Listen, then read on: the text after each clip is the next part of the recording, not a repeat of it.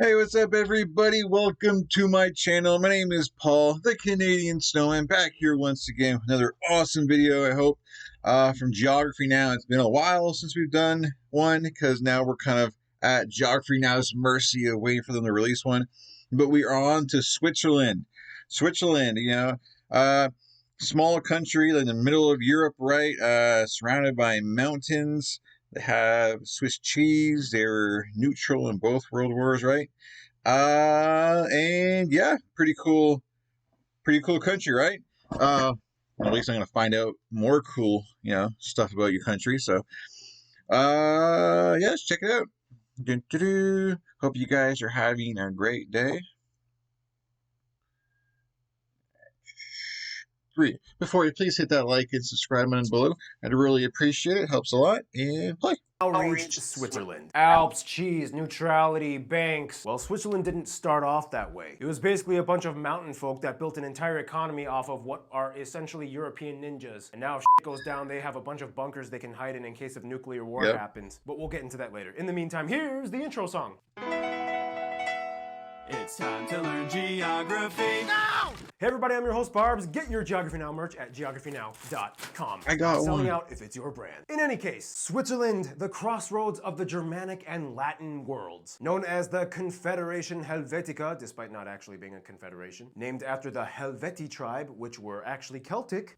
We should hang out sometime. That were mostly wiped out and driven away by the Latins and Germanic peoples. Oh, well, okay. But anyway, so I actually promised my Swiss friend Herman that he could be in this episode with me. And I wanted to fly him out here to Los Angeles to co-host. Unfortunately, at the time of filming this episode, the US had restrictions on Europeans entering our country, and the actual date of acceptance for Europeans to enter would take way too long. So I decided if I can't fly him out here, Yeah, right now, just anywhere in the world, it seems like restrictions are so iffy, because you have to test, and then you gotta prove that you did it, and I don't know.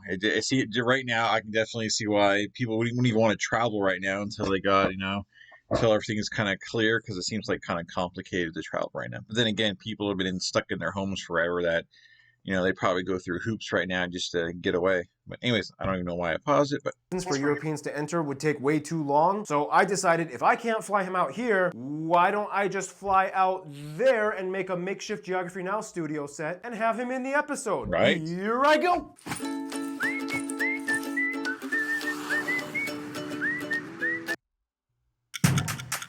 oh man, here we go. Just skip it. There we go. Oh, made it! And guys, say hi to Mr. Herman. Hello. What's up, Herman? Nice to meet you.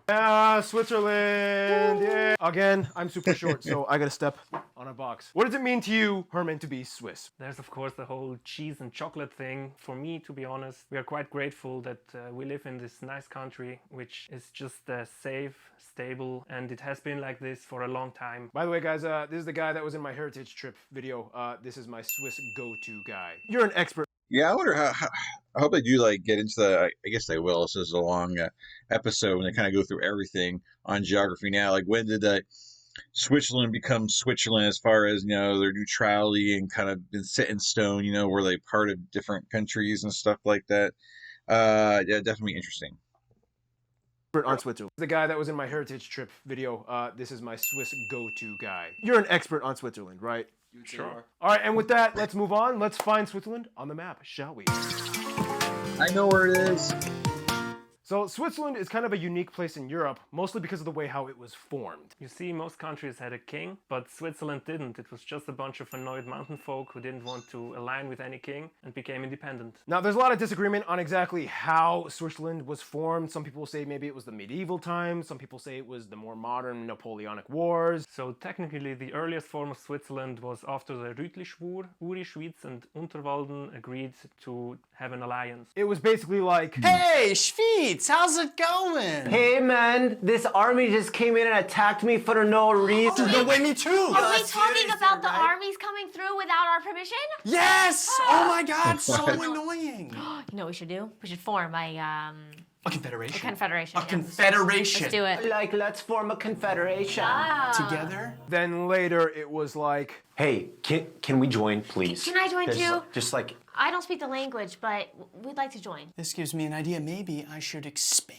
the point is, Switzerland started to grow. And today you have the Switzerland you see before you locked away safely in the Alps. Let's go to the map now, shall we? First of all, Switzerland is a landlocked nation located at the convergence point of Western, Central, and Southern Europe, surrounded by 5 countries. Remember, don't forget little Liechtenstein. The country is a federal republic made up of 26 cantons, each with their own unique flag and coat of arms. However, keep in mind, 6 of these cantons are considered traditional half cantons, which means they are grouped into 3 pairs that share a councillor in their government. In order to maintain a somewhat decentralized government system that keeps cantons happy, technically Switzerland has no official capital, as stated by their constitution, but Bern is considered the de facto capital, as it holds the House of Parliament and other federal authorities. The country's largest city, though, would be Zurich, located in the northeastern part of the country. It also hosts the largest and busiest airport, Zurich International, and from there, the next largest cities are Geneva and Basel, which also carry respectively the second and third busiest airports as well. In fact, about 75% of the population actually lives in the North Swiss plateau, even though it only makes up about 30% of the land's surface. Speaking of which, the only ambiguous dispute they have is with Germany and Austria over the Bodensee, or Lake Constance. The 3 countries have never formally established borders, and they kind of just don't say anything. In any case, Switzerland also has some other unique border anomalies. For one, by Schaffhausen, Switzerland tried to grab as much land as they could north of the Rhine River, leaving a unique layout of territory grabs that jut into Germany, and it even leaves one exclave of Germany entirely within Switzerland, Busingen am Hochrhein. Head down south to the Ticino canton, and you have the Campione d'Italia, which is basically one big casino resort. It is an exclave of Italy completely engulfed within Switzerland, only about a half mile or less than 1 kilometer over a hill away from Italy. Finally, if you go up to Basel, you have some very weird skinny land salients that jut into France for no logical reason, like this one by the town of Rieti, which at its narrowest choke point is less than 230 feet or 70 meters wide. Transport in Switzerland is top-notch though. Well-paved highways, tunnels, and train networks connect every region of Switzerland. The biggest and most proud engineering project that the country has ever gone through though would probably be the Gotthard Base Tunnel. It is the longest rail tunnel and deepest traffic tunnel in the world, effectively cutting through the Alps, connecting the canton of Uri with Ticino. This tunnel has heavily bolstered the efficiency of Switzerland's freight and passenger transport, as about 11,000 people and about 70,000 tons of cargo are able to swiftly pass by daily. Fun fact, because of Herman, me and my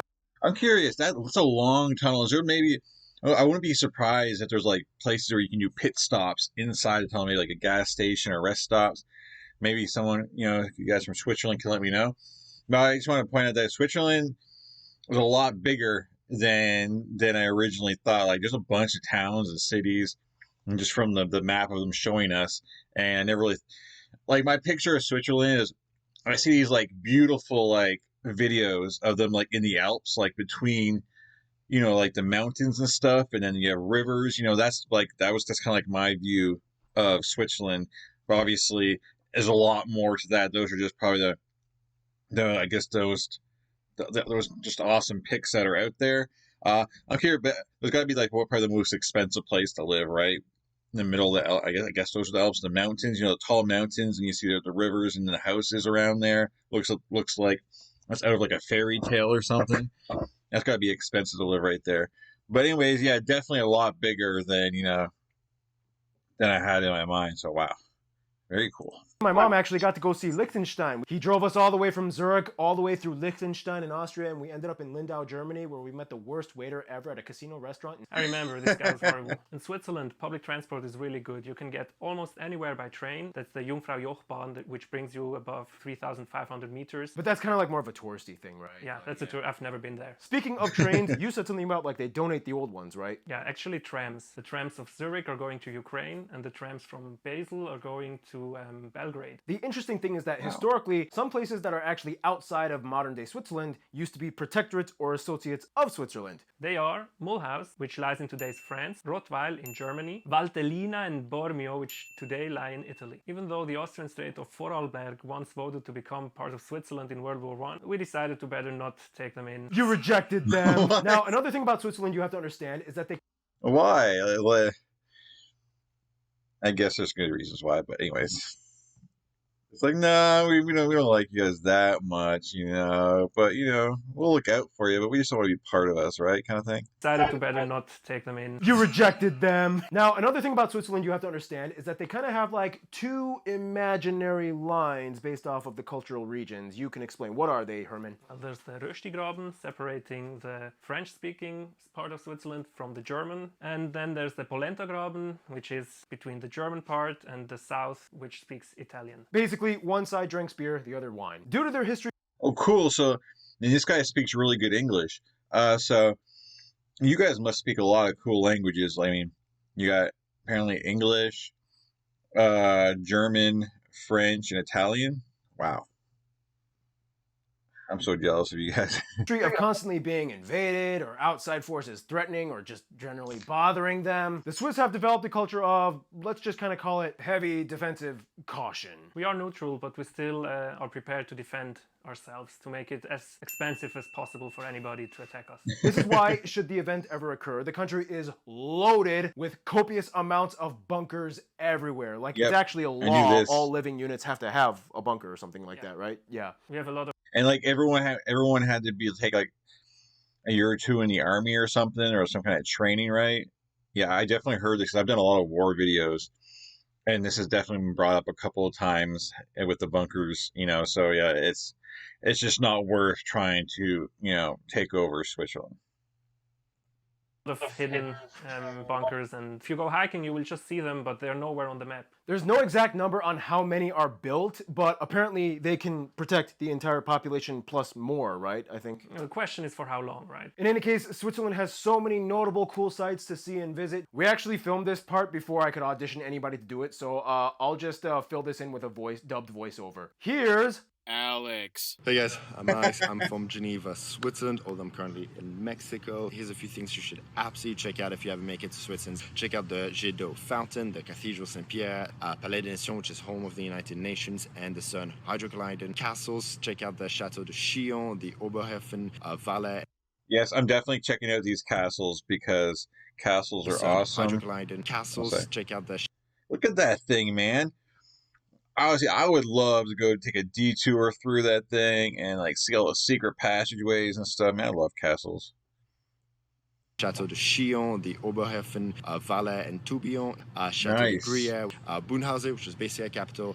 Check out the Bear Park, Kinderfressenbrunnen statue, Lauterbrunnen, that has over 70 waterfalls. I'm sorry, I'm like keep like rewinding here, guys. Kinderfressenbrunnen statue, Lauterbrunnen. Yeah, like this. This is like the view when I like think of Switzerland that I see like on the line and online. It's like all these cool houses, and then you have the mountains. I mean, that's amazing. Like, maybe you guys can let me know in the comments. Is like a more expensive place to live, or is this like the cheaper area because it's more like on the outskirts? It's not like in the middle of a city. I mean, this could be in the middle of a city. I don't know Switzerland, so it could be. But that seems like a place, man, like only rich people could go to because it's so beautiful. I mean, old country is beautiful, obviously, but this just seems like, what I'm saying, like upscale stuff right here. Man, I'd love to live around here. That'd be cool. That has over 70 waterfalls. The Lake Lucerne has the Lion Monument and the Chapel Bridge with 347 ski resorts covering a distance of 4,500 miles. Zermatt, Saas-Fee, St. and my personal favorite, Verbier. For more Mediterranean feels, check out the Old Town piazzas and beautiful lakeside views of Lugano down in the south of Switzerland. Switzerland also has a bunch of museums and amusement parks, so for that, check out Aqua Park, Coneyland, Swiss Vapor Park, and the Geiger Museum, which is absolutely amazing. It's got everything. If you're looking for an adrenaline rush, check out the mountain coasters, also a toboggan, as well as the Stoßbahn funicular, which is the steepest funicular in the world. But yeah, thank you so much. Have a great day. Thank you, Alex. You're always going. All right, I gotta put Switzerland definitely on the tour through Europe when I go. Switzerland's definitely on the stop because that is so cool. Man, you gotta get everything there. Underground for whatever reason. Yeah, if you have a mountain in between two places, what are you gonna do? Which is actually the perfect transition into the next segment. The Now, of course, you cannot talk about Switzerland without talking about the mountains and nature. Literally, the moment you say Switzerland, obviously images of like snow-capped mountains and valleys and cows with cowbells. And even the iconic Matterhorn probably comes up, although 12 people a year usually die on it. But yeah, it's still very beautiful. It's a challenge. Wow. So let's go to the map and break down Switzerland's land makeup. Now, despite Switzerland being famous for the Alps and being the most mountainous country in Europe, the actual Alps only make up about 60% of the country. The remainder of the country is made up of two other geographic zones, the Swiss, or Central Plateau, which is the lowest part of the country and where most of the agriculture and livestock raising is concentrated, and the Jura Mountains in the northwest on the border with France. Of course, in the Alps you can find, shocker, the tallest peak, Dufourspitze, just on the border with Italy. No, the famous incredibly difficult to climb Matterhorn just a few miles away is not the tallest peak, it just looks really cool, that's all. Just a skip away you find the Aletsch Glacier, the largest glacier in the Alps, and it is a UNESCO heritage site. From the ice melt of the Alps, of course, you get the source of all the rivers that feed Switzerland, including the longest river, the Rhine, which shares borders with its neighbors. However, the longest river fully in Switzerland, not shared, would be the Aare, or Aar River. Of course, these rivers also feed into the world-renowned lakes of Switzerland, the largest one being Lake Geneva, or Lac Léman, in which Switzerland was like very set on making sure they hooked around the end with Geneva and got most of it when splitting it with France. Nonetheless, the largest lake fully in Switzerland is Neuchâtel, not to be confused with Neuchâtel in Normandy, France, which is where the soft cheese comes from. Yeah, and those highlights don't even cover a fraction of all the cool nature stuff in Switzerland. You can hike, then at the end you arrive at the lake, and it's perfect. Is it like fresh enough for you to drink from, or no? You could maybe, but guy might have peed in it 5 minutes ago. Yeah. Well, Switzerland sure is beautiful, but when it comes to natural resources, we're actually not so rich. We don't really have any. Much of our economy is actually based on industry and services. I mean, it can't be any worse than accidentally drinking pool water, right? Like, ugh. Come on now, like, if you got fish in there, right? The water's fine. I accidentally pee in it. I mean, oh my god. This guy's great. Actually, not so rich. We don't really have any. Much of our economy is actually based on industry and services. To explain a little bit more about the economy and industrial output, here's Noah to explain. Welcome to Allstate, where everyone can enjoy our new lower auto rates. If you're ready to take on the not-so-open road, sorry, guys, we're ready to help. Gotta bear with these commercials. All right, let's get to it. So we all know high-end things like luxury Swiss watches and Swiss knives are made in Switzerland, which are, by the way, a multi-billion-dollar industry. By the way, if you're looking for a backpack, Swiss gear is amazing. I've had one of those backpacks for probably over a decade. Great stuff. Good backpacks, man. But the one industry that everyone takes focus on, even though it only makes up about 15% of their economy, is the Swiss banking system. Home to two world-renowned companies, UBS and Credit Suisse. Credit Suisse being founded by Alfred Escher. Look him up. The appeal is that Swiss banks offer an insane amount of privacy and confidentiality. To be honest, like, when I think of Switzerland, I never ever think about banking. Like, this is kind of new to me. Like, I might have mentioned like one time ever, but never really thought of it as a big thing. So this is definitely new. Look him up. The appeal is that Swiss banks offer an insane amount of privacy and confidentiality. To explain more about the bank situation, here's Swiss geography Simon. Grüezi miteinander. Hello, I am Simon and I'm actually from Switzerland. What part of Switzerland? Bodensee. Whoa! See, back in 1713, Switzerland's Great Council decided they would outlaw the financial disclosure to Europe's financial elites. In addition, all forms of bribery were pretty much criminalized. Since 1934, it was made criminal to disclose the identity of any account holders, as long as they didn't have any extreme felony charges. Even though the interest rates are really low, sometimes the rate is even negative, which means you have to pay to hold Swiss francs or to open an account. Nonetheless, our rate of investments are pretty high, like at 2.5%, due to the regular stability of the Swiss economy. Granted, there was some controversy, as there have been many lawsuits brought against our beautiful banks, such as the 1996 Holocaust victim class action lawsuit, which claimed that Swiss banks knowingly concealed assets illegally acquired by the Nazis. Then again, in 2009, the US strong-armed Switzerland into, disclosing wealthy assets from 50,000 Americans. It worked, but now, Swiss banks don't accept any Americans or even Swiss people who move to America or who make a vacation in Florida. If you'd like to open an account, just contact me on Instagram and it will be totally confidential. All right, I'm Canadian, right? I can make an account, right? All right, okay, good. Thank you very much. Adieu miteinander. Au revoir. Thanks, Simon. Yeah, with great banks comes great liabilities. But of course, Switzerland is more than just banks. They have thriving pharmaceutical, tech, and tourism sectors. The palate is getting dry. Is that a Swiss bottle too? That'd be pretty cool if it was. They take their agriculture industry very seriously. The government actually subsidizes 70% of farms. I mean, how can you say no to the wonderful dairy provided by Swiss cows? To explain more about the animal situation, here is Gary Harlow. Hey guys, Caleb's actually busy. He couldn't do this segment, but we got Ian. So you're gonna be Gary Harlow today. You're probably gonna mess it up, but I don't care. Yay. I'm a screw up for sure. Switzerland, being the alpine nation it is, provides quite the habitat for all kinds of strange species. The country has 18 official nature parks. Now in these mountains, you have quite a many of mountain-adapted ungulates. Much noted are the ibex and the chamois. Thanks to their two-toed hooves, these little guys latch on to the narrowest of walls. And this makes you think, are they brave or are they just stupid? I ask myself that a lot. Unfortunately, most of the... Yeah, I'm kind of curious on that. Why do they do that? It's just they gotta get... It's like some place they want to be up the top, and that's the only way they can get to that point or get down. Or maybe just like, you know, we like, well, not me, but some people like to climb for fun. Maybe they're just doing it for fun or just because they can. I don't know.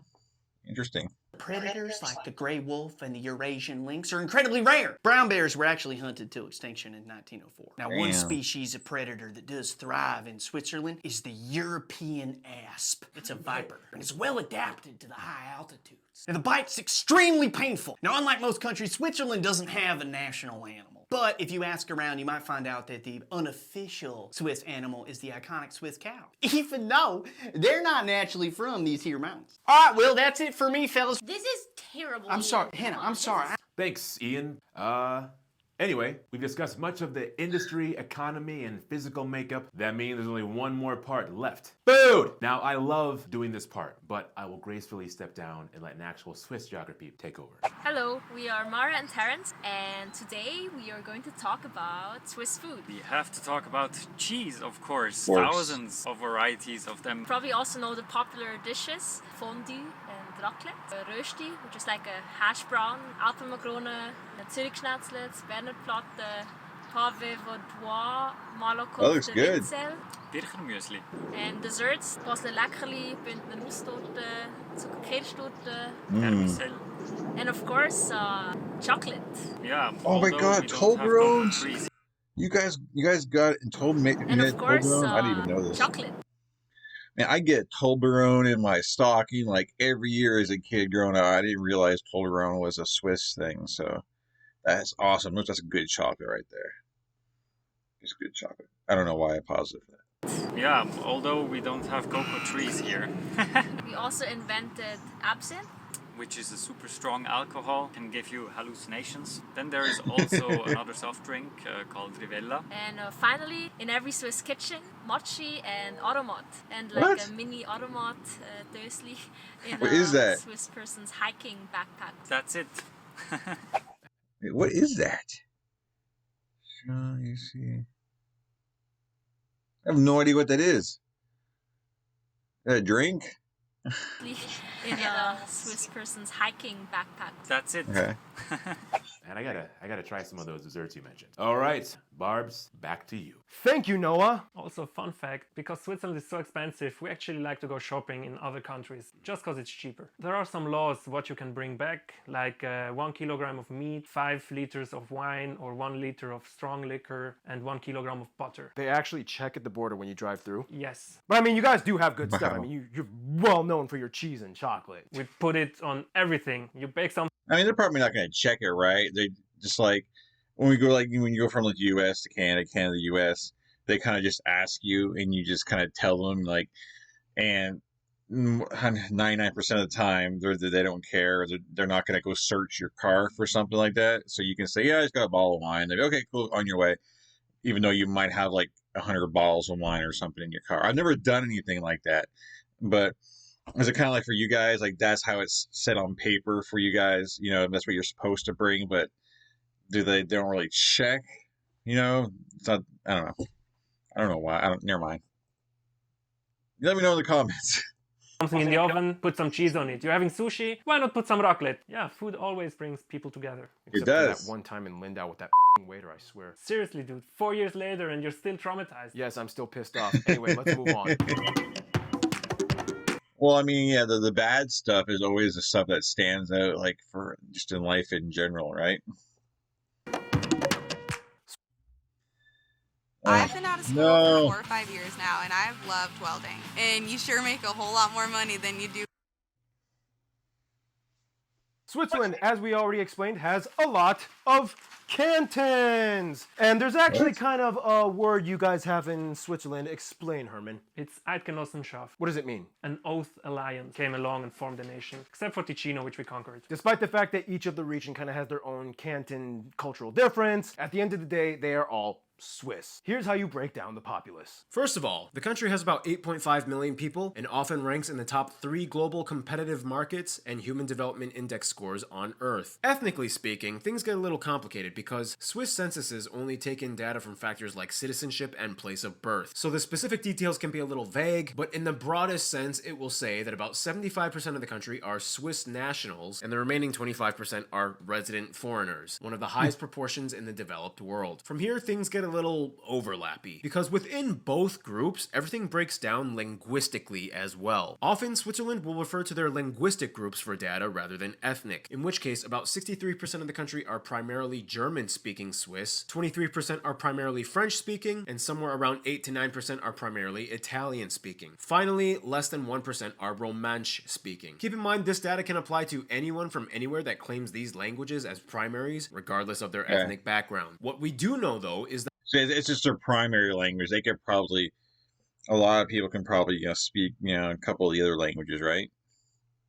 that of the 25% foreign residents, about 64% of them are from the EU or EFTA countries, the largest being Italians, followed by Germans and Portuguese and French. There's a sizable Kosovar Albanian community, and of the Asian community, Sri Lankans, mostly of Tamil descent, make up the largest demographic. The Swiss franc is our currency, and we drive on the right side of the road. And you guys use the J plug outlet, which I hate because there's like an inward diamond-shaped divot and my C plug adapters don't fit. Why do you guys are trying to do everything to be different from the rest of Europe? It's so weird. Well, sometimes you introduce a standard before the rest of Europe, and then it's too late. In Switzerland, the dishwashers used to be 55 centimeters, and then Europe introduced a new standard of 60 centimeters. But the problem is, it costs more to manufacture in a special size, so our dishwashers cost 3 times as much. Yay! Wow. Anyway, Switzerland has 4 official languages: Swiss German, Swiss French, Swiss Italian, and Romansh. Even though less than 1% of the country speaks it, it's still an official language. It's actually pretty closely related to Vulgar Latin, which was spoken in the Roman Empire, and it's also a cousin of Romanian. So most of us know 3 languages somehow. What is the difference between Swiss German and Hochdeutsch spoken in Germany? So Swiss German is a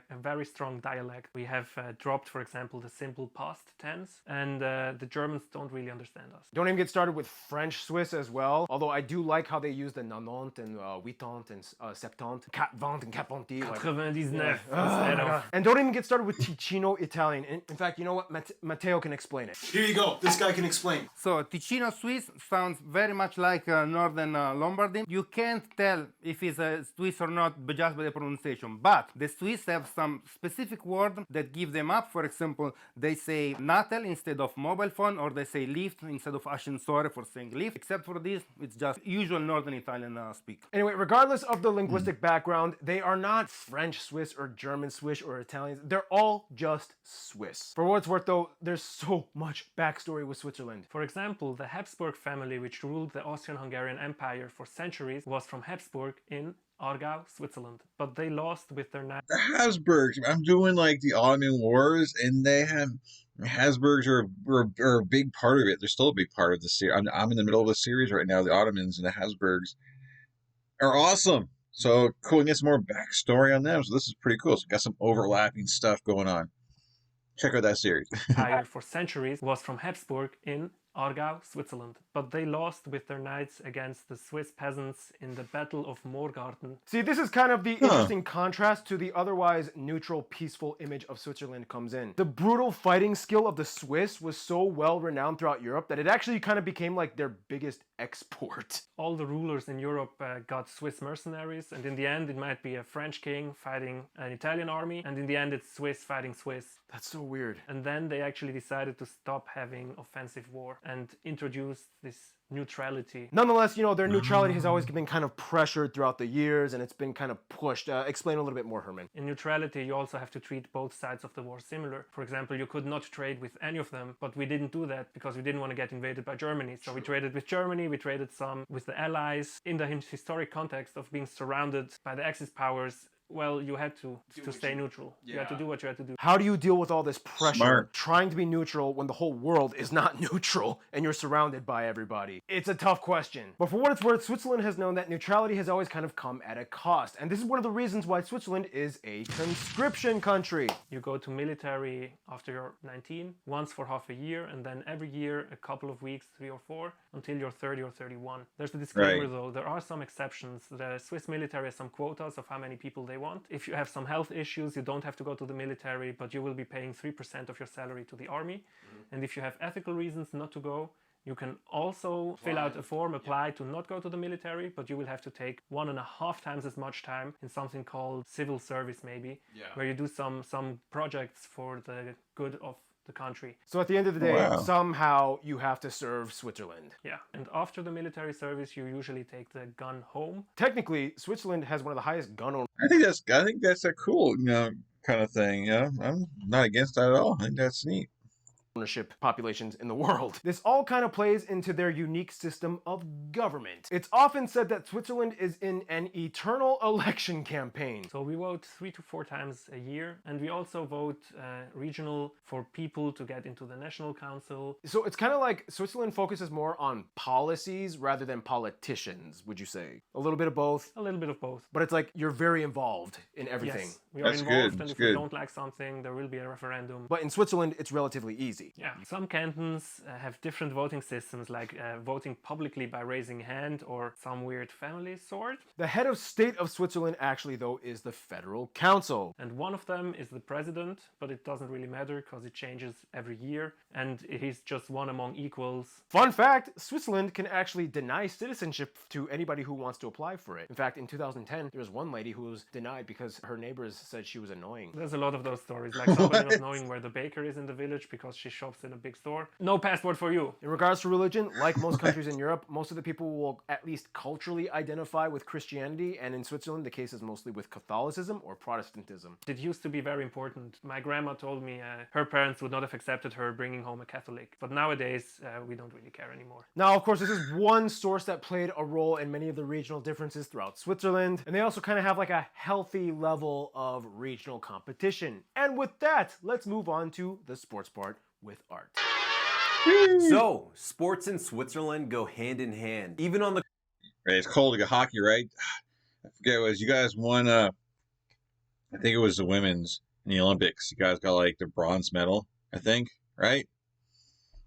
I hope I'm right about this. corporate side. In fact, because the tax laws, many European and international sports federations hold their headquarters in Switzerland. Domestically, though, Switzerland has some sports that they actually invented, such as Schwengen, which is played in sawdust, and the contenders wear burlap shorts. There's also Hornissen. It's a team sport. It's kind of like a mix between golf and baseball. In any case, when you live in a country with big snowy mountains, you're gonna get an emphasis on, this is, I know, a total shocker, on winter sports. Skiing and mountaineering are pretty much taught from adolescence. Switzerland also invented competitive sledding. They invented the first bobsled and bobsled track in St. Moritz. Switzerland has done pretty well considering their size in both the Summer and Winter Olympics. Alpine skiing being their strongest event with 22 gold medals. On another note, auto racing was actually banned in Switzerland. They had a huge crash in 1955 that stopped it all. But the government made a little loophole exception for electric racing. And finally, we cannot end this segment without mentioning the most popular athlete. I know him, Roger Federer. He's part of the Big Three, 20 Grand Slam singles title winner, 103 ATP singles titles, two-time Olympic medalist. He has streets named after him, coins with his face. He's a model for Rolex and numerous brands. There's a lot of babies out there named after him for sure. I once got a trophy for potato sack. I knew it was new Roger Federer, you know, so definitely probably the most well-known, I guess, Swiss person I know, apparently. Racing, and it was a big deal. Like, my mom was proud of me. And I do not know how to end my segment, so, Thank you, Art. Yeah, the Swiss people have shown that even though they're a small country, they still can pack a punch with a competitive side. And we have this thing called Kantönligeist, where each canton really has their own rules and does their own thing. To explain a little bit more about the culture and how things kind of go out in that way for Switzerland, here's Random Hannah with culture stuff. Culture stuff. Who are you? You look vaguely familiar.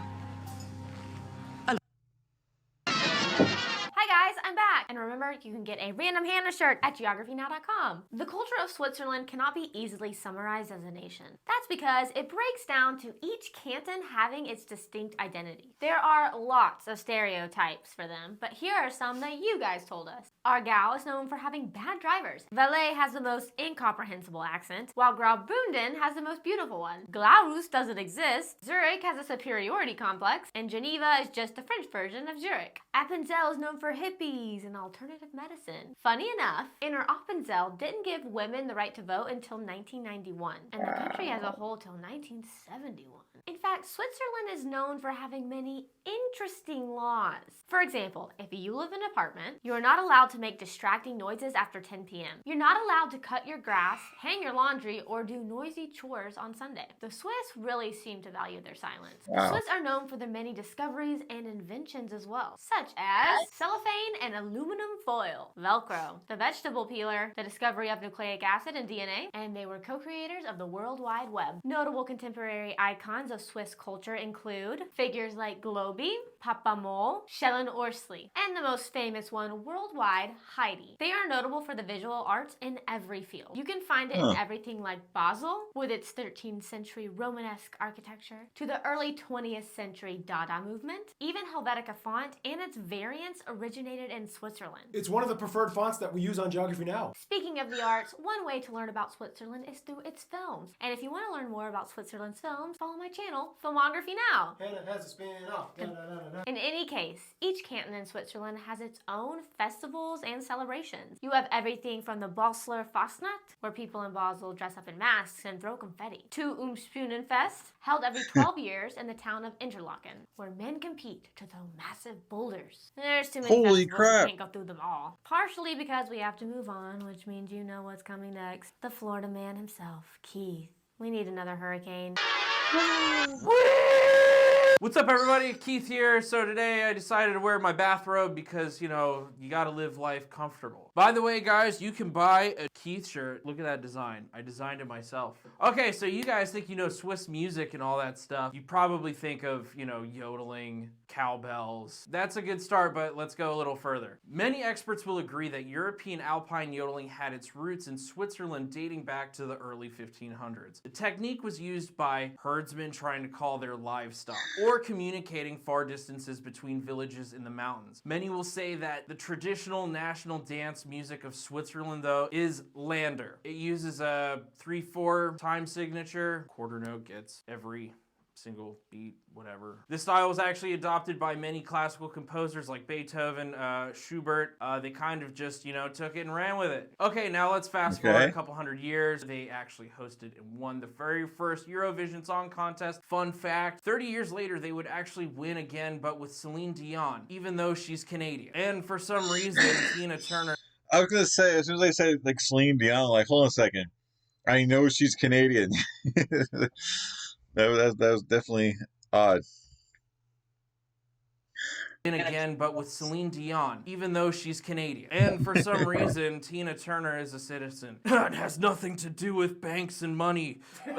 Anyway, there are tons of music festivals like Street Parade festivals, the Montreux Jazz Festival, which has had such artists as Pat Metheny, Steve Morse Band. I hope to go there at some point. Goal of mine. There's even a statue of Freddie Mercury, as Queen recorded many of their top hits in a studio over there. All right, we don't have time to talk about the entire evolution of the 20th century and the 21st century of Swiss musicians and stuff like that. But however, what I will say is that if you like heavy metals bands, you should check out Celtic Frost, which is a great metal band. I hope you enjoyed my segment today. Stay Keith, everybody. Thank you, Keith. So something important about Switzerland is how they interact with the rest of the world. Which brings us to the last segment, the Friend Zone. Oh! We have managed to actually dodge a bullet and stay neutral throughout the last century, which was a quite difficult thing to achieve. I mean, they're so neutral that even North Korea joined the UN before them. Although you guys did host the European... We'll host anything with diplomacy. But hosted? We'll also pay for it, but we don't join. Here's how they played out the diplomacy game. In respect to their constitution and overall global reputation, Switzerland's foreign policy is to traditionally avoid alliances and work for humanitarian efforts that strive for world peace and prosperity. This is partially why they host more international organizations than any other country in the world, most heavily concentrated in Geneva. Nonetheless, with their intense history and background, there are... Well, yeah, it makes more sense. You're neutral. I mean, Switzerland's the one place where every other country can agree on, okay, let's go to this country, and there's no favoritism or nothing like that. And we all get, we all are on the same playing field instead of like having everyone go to one of the countries that's already in the EU, because then they're going to be like, oh, why do you get to do this, blah, blah, blah. So, yeah, it definitely makes sense, So, cool. Some countries that Switzerland has to admit they have quite a closer link to, if at the very least culturally. No one likes to make fun of Germans more than the Swiss, but in reality these two are so heavily tied in, especially with the Baden-Württemberg state that borders Switzerland. The area around the town of Rottweil was part of the old Swiss Confederacy that was lost during Napoleonic Wars, and today the town has an agreement of friendship with Switzerland. Overall, South Swabian Germans and German-speaking Swiss generally understand and get each other way better than, say, a Berliner German. In that regard, Austria has traditionally been one of their biggest rivals in things like sports and outclassing each other with things like classical music, architecture, and general welfare. They both admire each other's systems of operation, and many Swiss will say that Austrians probably get them way better than the Germans. Otherwise, France pretty much has the oldest diplomatic exchange when they signed the Treaty of Perpetual Peace in 1516, and the first Swiss ambassador abroad was hosted in Paris in 1798. Today, France hosts more Swiss people in diaspora than any other country in the world at nearly 250,000, and they appreciate each other's, shall we say, bougie standards. On the other hand, Italians, mostly Lombards, have been rapidly moving into Switzerland, mostly in the Ticino canton, and are really taking advantage of that Italian-speaking official status. The Vatican City to this day still hires Swiss guards to stand at the palace, a tradition that has been going on since 1506, one of the oldest military units continuously in operation in the world. They still dress in traditional Renaissance uniforms and are actually trained in combat and small arms. It's not just for show. When it comes to their best friends, though, most Swiss will tell you, oh, we're neutral, we can't say we have a best friend. But after you get them a little tipsy and ask them one more time, they might make a Freudian slip and say, Little Liechtenstein. Switzerland and Little Liechtenstein go hand in hand. They are irrefutably inseparable. Liechtenstein is basically Switzerland's adorable little baby sibling about 200 years younger. They not only share currencies and... It makes sense, though, Liechtenstein, because the other bigger countries, you probably get jealous, but like, it's Liechtenstein, that makes sense, So, it seems like a neutral kind of pick, even though you guys are right there together, as far as, I guess, neighbors right there, closeness. Speak almost the exact same German dialect. They have a customs union, open borders, and the same stance on armed neutrality. But Switzerland also agrees to protect them if anything happens, represent them in any international treaty negotiations or abroad if they are unable to. And even when Switzerland makes mistakes and does things like accidentally firing an artillery shell at a ski resort in 1968, or accidentally invades them because the soldiers couldn't read maps, Liechtenstein is just happy to see them and offers... Yeah, I'm trying to remember which video that was. Yeah, it was Liechtenstein in Switzerland, how they're like accidentally, I guess it was that. Oh my god, I can't remember. Them drinks upon arrival. All right, and in conclusion, Herman, take it away. You're the Swiss guy. I'm out. Switzerland is a beautiful country where it's really... Well, that's where I remember it from Liechtenstein. I guess I did the geography now. Liechtenstein, it's been a while since I've done that one, sorry. But yeah, that's had to have been where I remember that from. Nice to live and enjoy a nice and peaceful life, or have a nice vacation if you bring the necessary cash. Well, thank you guys so much. Thank you, Herman, for being in this video. It was so fun filming with you. I can't believe I flew out here to just see you. Stay tuned. Syria is coming up next. Woo! Switzerland, awesome country. So I guess if I take a tour of Europe, I can't spend that much time in Switzerland since it's very expensive apparently. But it's definitely a cool country, a lot going on, and yeah, there's not much else I can say that I haven't already said throughout this video. So, let me know your thoughts below, or maybe those that have lived there or been there, that maybe something that should have been pointed out that they have it in this video. That'd be kind of cool to know. And yeah, so yeah, like I said, tell your thoughts and all that cool stuff. Very awesome country. Excuse me. Thank you guys for watching. Hope you guys enjoyed this video. I am Atav here. Hope you guys continue along through the rest of the Geography Now videos for every country in the world. Definitely check out the playlist of all the wars and cool stuff I've done and all that cool stuff. But yeah, Switzerland definitely. I guess yeah, you guys like your quietness and stuff like that. That's cool.